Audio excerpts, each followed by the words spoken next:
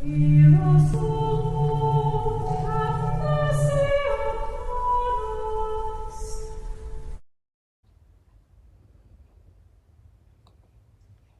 Each year during Lent, the Church in Rome follows an ancient path, a pilgrimage not merely of geography, but of grace. From the solemn beginning at Santa Sabina on the Aventine to the great basilicas and hidden titular churches scattered across the eternal city, the faithful gather daily at the appointed Statio, uniting prayer, penance, and procession in preparation for the Paschal mystery. This series explores the Lenten Stational churches of Rome, their history, architecture, saints, and liturgical significance. More than monuments of stone, they are witnesses to centuries of Christian fidelity. Places where martyrs were honoured, popes preached, penitents reconciled, and the mysteries of Christ celebrated in continuity with the ages. To walk the stational path is to enter into the Church's memory. It is to recover Lent not as a private self-improvement project, but as a communal return to order. God first, self last, the cross before the crown. Per crucem ad lucem, through the cross to the light.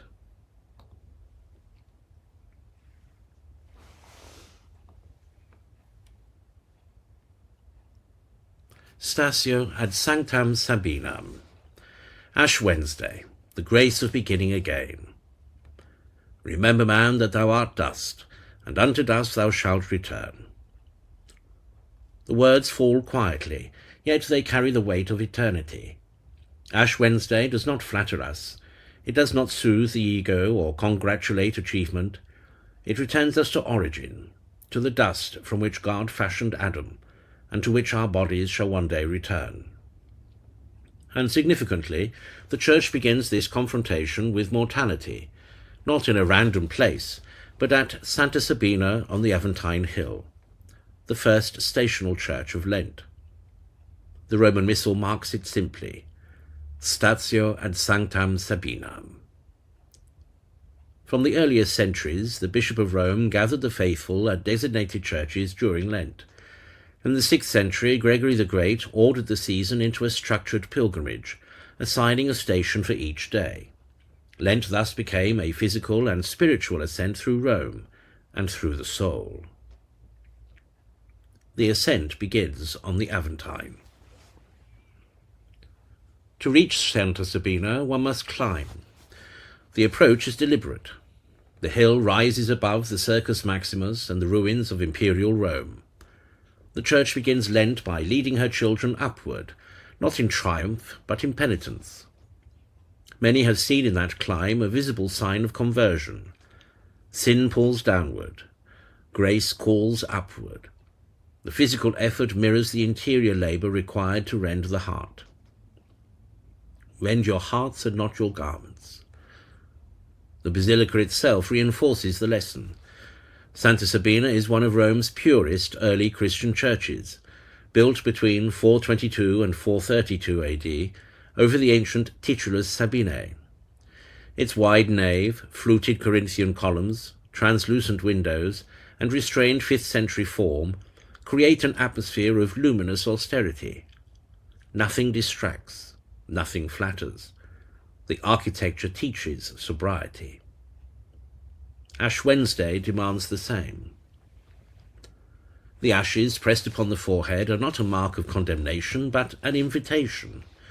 They remind us that we are creatures, not creators, recipients, not masters, pilgrims, not possessors. Everything we cling to, status, comfort, reputation, will one day fall away.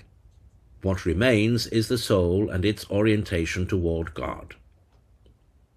Under the vast simplicity of Santa Sabina's nave, those words echo more sharply. The space strips away illusion. Mortality stands unveiled. The church bears the name of Sabina, a Roman matron and martyr. According to her early tradition, she received the faith through her servant Serapia, and gave her life for Christ under the Roman persecutions. Whether under Hadrian or in another wave of violence, her memory anchors the basilica in blood witness. To begin Lent at a martyr's shrine is deliberate. Ash Wednesday reminds us that something in us must die. Pride, self-sufficiency, resentment, habitual compromise. But martyrdom reveals that death, united to Christ, becomes victory. Even the ancient wooden doors of Santa Sabina, among the oldest surviving Christian doors in the world, contain one of the earliest depictions of the crucifixion. At the threshold of Lent stands the cross. And the ashes are traced in that very sign. This is the paradox.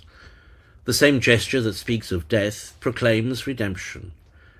We are dust, yes, but dust loved by God. Dust for whom Christ shed his blood. Dust destined not merely for the grave, but for resurrection. Ash Wednesday is an examination of treasure. Where your treasure is, there will your heart be also. The question is unavoidable. What occupies my thoughts? What governs my decisions? What do I fear losing most? The answers reveal the true altar of my life. The great nave of Santa Sabina draws the eye forward, unobstructed, toward the apse and altar. Lent demands similar clarity. What stands at the centre? God or the self? To receive ashes is to acknowledge that disorder has entered the heart. It is to admit that the hierarchy of love requires restoration. Lent is not cosmetic religion. It is not spiritual theatrics. It is return. Return to prayer. Return to discipline. Return to the sacramental life. Return to charity. There is a quiet tenderness in the Church's severity.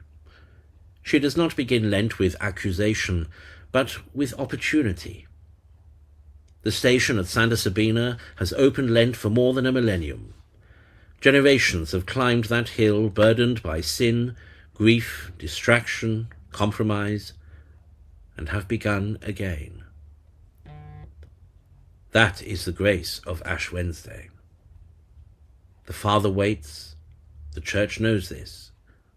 However far we have wandered, however compromised our fidelity, this day is given. This hour is offered. Ash Wednesday is the mercy of God spoken plainly. You are mortal, therefore live wisely. You are frail, therefore trust me. You have sinned, therefore return. Dust we are, but dust marked with the cross. Dust standing at the foot of the Aventine. Dust invited to ascend. And so, at Santa Sabina, the pilgrimage begins.